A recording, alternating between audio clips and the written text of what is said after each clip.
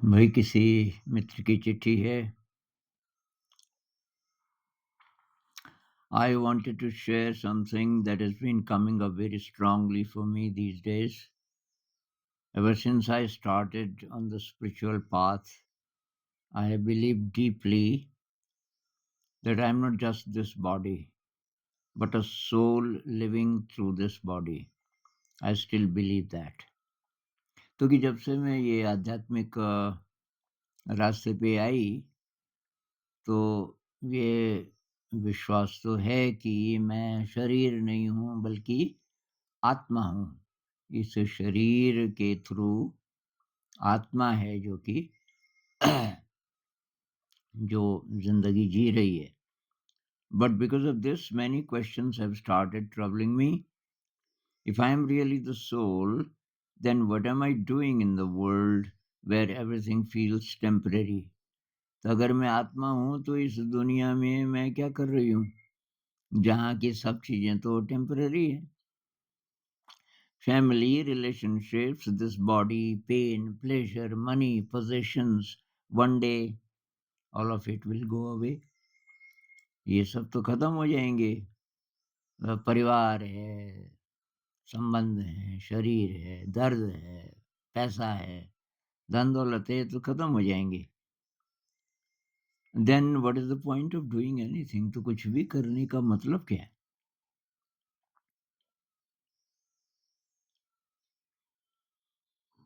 Why am I doing all these things in life if none of it lasts? क्यों करें कुछ भी जब सब खत्म हो जाना है?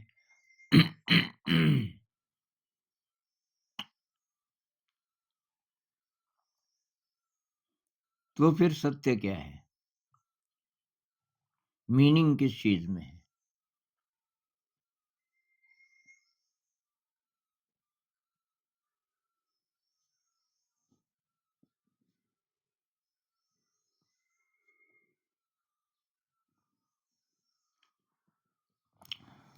तो भाई हर चीज चल रही है, चलायमान है, और नहीं होती तो प्रॉब्लम हो जाती। आप कल्पना करो कि सब जवान होते, क्योंकि जो बेस्ट रूप है इंसान का कि हर तरीके से समर्थ भी है, शक्तिशाली भी है, कोई प्रॉब्लम भी नहीं है, तो मतलब यंग है, जब जवान है। और जवान लोग मरते नहीं अगर मैंने मोटा मोटा हिसाब लगाया तो दुनिया की जनसंख्या 2 अरब हर साल बढ़ जाती। हर साल 2 अरब लोग बढ़ जाते। तो इस हिसाब से अगले 10 सालों में 20 अरब 20 बिलियन जनसंख्या बढ़ जाती। अभी 8 ही बिलियन है और इतनी सारी प्रॉब्लम्स हैं।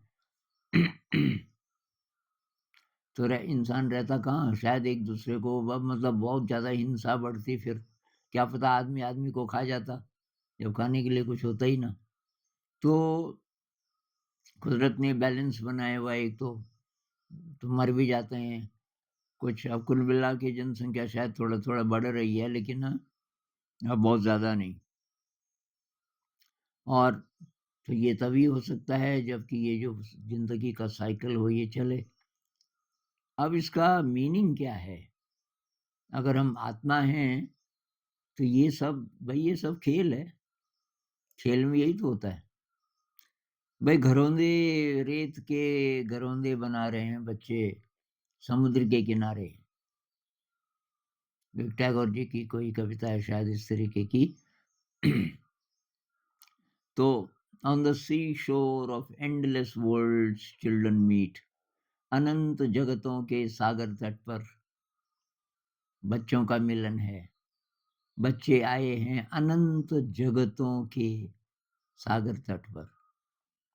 सागर तट एक ही है लेकिन वहां से अनंत जगत शुरू होते हैं। और वो रेत के घरौंदे बनाते हैं, उनको खूब सजाते हैं, खूब सजाते हैं। फिर कोई बड़ी लहर आती है और उस घरौंदे को ध्वस्त कर देती है और एक ताली बजा के नाचते हैं, खुश होते हैं। कि टूट गया। अब लहर पीछे चली गई, अब वो दूसरा बनाना शुरू करते हैं, ये खेल है। अगर पहले वाला टूटता ही नहीं तो फिर खेल में तो मजा ही ना होता। बड़ी लहर आके उसको तोड़ती नहीं। ये जो बुद्धिस्ट लोग ना मंडला बनाते हैं, तो 2-3 दिनों तक बनाते ही रहते हैं। वो काफ़ी बड़ा डिज़ाइन होता है, रंगीन रेत से, सैंड से उसको पहले रंगीन करते हैं। उसको बनाने में बहुत ज़्यादा ध्यान देना पड़ता है। इसी के लिए है भी वो एक्सरसाइज़, अवेयरनेस। और हर एक को नहीं बनाने देते। जो साधना में बहुत गहरा है, वही बना सकता है। तो आप बनाते हैं, बहुत शानदार डिज़ाइन। फिर एक समय आता है, जबकि उनमें से कोई सीनियर होता होगा, वो उसपे वो लकड़ी का बोर्ड होता है जिसपे बना होता है, हल्का-सा ठक उसपे लगाता है, सारी रेत खत्म, सारा डिज़ाइन 1 सेकंड में ध्वस्त हो जाता है। शायद ये कहना चाहते हैं कि एक डिस्ट्रक्शन का भी क्षण आता है जब सब कुछ खत्म हो जाता है, उसको भी एन्जॉय करो। तो आत्मा यहाँ क्यों आई? मेरे ख्याल से तो खेल के लिए।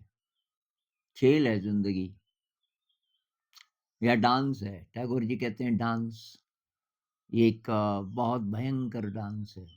भयंकर इसलिए कि डर लगता है उसमें। तो वो कहते हैं कि अ, आपको इस डांस में शामिल होने से डर लग रहा है। अगर डर गए तो ज़िंदगी फिर दुःख ही दुःख है आपके लिए। डांस में तो शामिल ही नहीं हुए। लेकिन अगर आप डांस में शामिल हो जाओ तो डांस केवल वर्तमान क्षण में। अब हिसाब-किताब नहीं लगा सकते आप। तो डांस तो म्यूज़िक के साथ चल रहा है। अचानक म्यूज़िक बदला तो डांसिंग स्टेप्स बदल जाते हैं। कब म्यूज़िक बदल जाए पता नहीं। तो उसके साथ अगर आप डांस कर सको तो हर समय मज़ा है। लेकिन अगर आप नहीं कर सको डांस, डर गए, किनारे बैठे रहे, अब दुःख ही दुःख है। क्योंकि सुख का मतलब है डांस। आए क्यों? तो अब एक व्यू ये हो सकता है, जो बुद्धिस्ट व्यू है वो ये है कि भई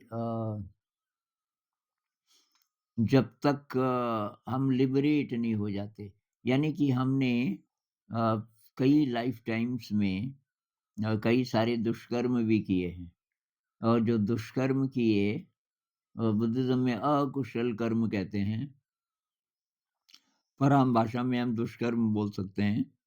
तो उसकी मैल है, हर दुष्कर्म की मैल है। न्यूरोलॉजिस्ट कहते हैं कि न्यूरॉन्स के पैथोलॉजिकल नेटवर्क्स हैं ब्रेन के अंदर। अब वो पिछला जन्म तो नहीं बोलेंगे, लेकिन अ, पीछे के कर्म और उससे ये नेटवर्क्स बने हैं ब्रेन में पैथोलॉजिकल मतलब गड़बड़ वाले जिससे कि गलत केमिकल्स ऐसे केमिकल्स बनते हैं हमारे शरीर में जो गड़बड़ पैदा करते हैं।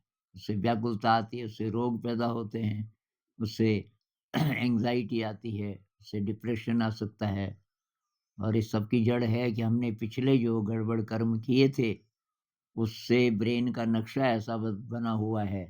ब्रेन में न्यूरॉन्स के नेटवर्क्स ऐसे बने हुए हैं कि वो डिमांड करते हैं ऐसी गड़बड़ चीज़ों की जिससे कि ज़िंदगी में फिर दुःख आता है। तो इसलिए आत्मा जकड़ी हुई है। आत्मा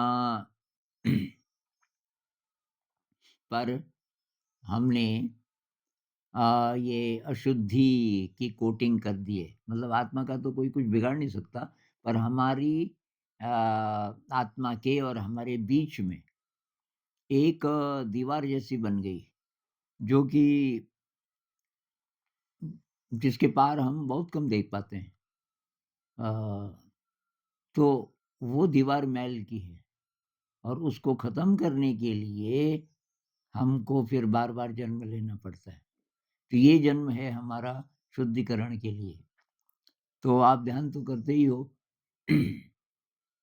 वो ध्यान इसी के लिए कि धीरे, धीरे, धीरे, धीरे शुद्धिकरण होगा। जितना शुद्धिकरण होगा, उतना ये ट्रांसपेरेंट होता जाएगा। क्या? ये मैल का पर्दा, और इसके पार की झलक हमें थोड़ा-थोड़ा मिलनी शुरू हो जाएगी। तो किसी दिन ऐसा हो सकता है कि ये पर्दा ही डिसअपीयर हो जाए। तब हमारा साक्षात्कार सीधे अपने असली स्वरूप के साथ होगा, यानी कि आत्मा के साथ। और जो लोग ये सहज समाधि में जीते हैं, कोई-कोई संत, आज बस आत्मा ही डायरेक्ट कर रही है उनको। अब ब्रेन की ज़रूरत नहीं है। ब्रेन है मतलब, लेकिन ब्रेन को गाइड करने वाली जो शक्ति है, अब वही है। आत्मा जब तक वो ज़िंदा है, तो तब तक उस स्टेट में है, हाईएस्ट स्टेट। उसके बाद वो जन्म नहीं लेंगे क्योंकि वो लिबरेट हो गए। उसके बाद खेल खत्म। अगर आप दोबारा खेलना चाहते हो, दोबारा आना चाहते हो इस मृत्यु लोक में, तो वही फिर इसी चक्कर में, और पता नहीं कब फिसल जाओ।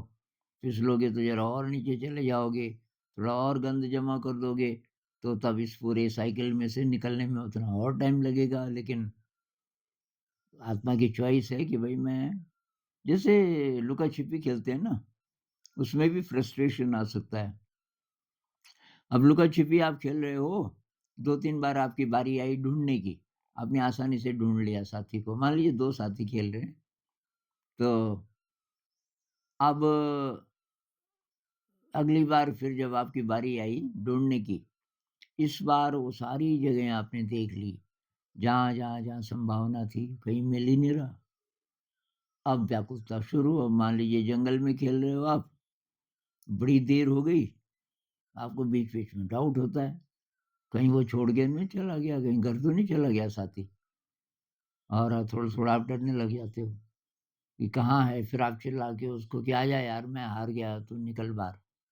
फिर भी आवाज़ नहीं आ रही, और व्याकुलता। तब तक वो पीछे से बोलता है, "अरे! मैं तो यहीं पे था, इस झाड़ी के पीछे था, जान में जान आती है।" तो ये परमात्मा ने, कहते हैं कि अपने ही 2 रूप बनाए।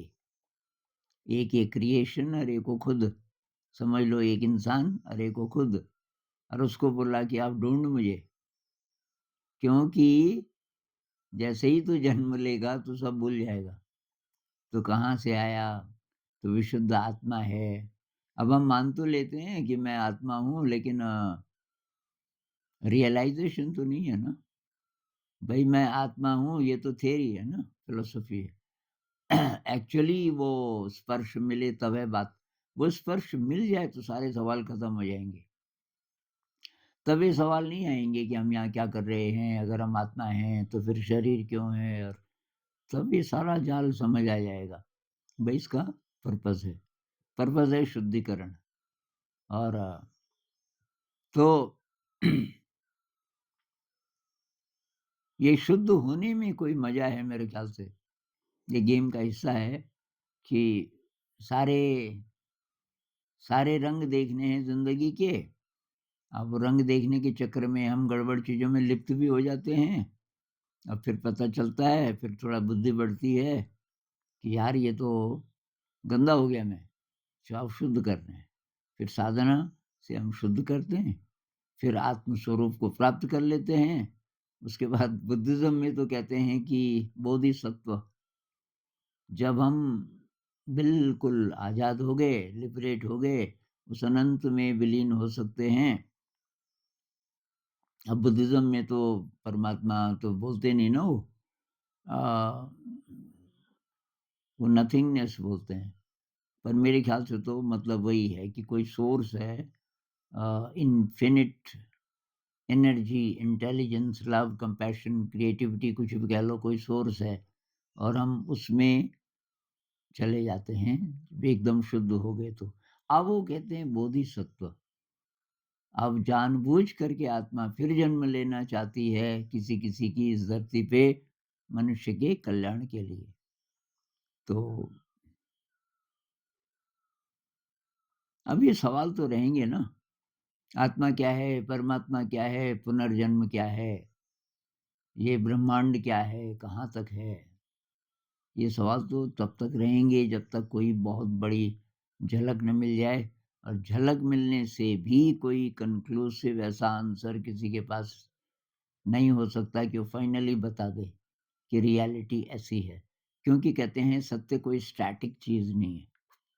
सत्य ऐसा नहीं है कि आप डिफाइन कर सको जी, ऐसा रंग है, यहाँ से यहाँ तक है, इतना बड़ा है, इतना वज़न है, जो हम पदार्थ का करते हैं, उस पर ये सारे नियम लागू नहीं होते। और कॉन्शियसनेस, अगर हम ये कहें कि विशुद्ध चेतना का कोई अदृश्य, अनंत, निस्सीम महासागर है और उसकी हम बूँद की तरह हैं। अगर हम ये भी मान लें तो जो महासागर है स्टैटिक नहीं है, मूव कर रहा है। जिन लोगों को ये आत्मज्ञान हुआ, कहते हैं there is a movement, movement into nothingness कह सकते हैं। नथिंगनेस मूविंग इनटू नथिंगनेस, कुछ ऐसा। क्योंकि अब कहें कैसे उस अनुभव को, तो कोई स्टैटिक चीज़ नहीं है, लेकिन उसका हमें पता चल जाता है कि कुछ ऐसा है, उसको बोलने की लोग कोशिश करते हैं, जिनको जितना पता चला। अ, अभी इतनी बात करते हैं। नमस्कार।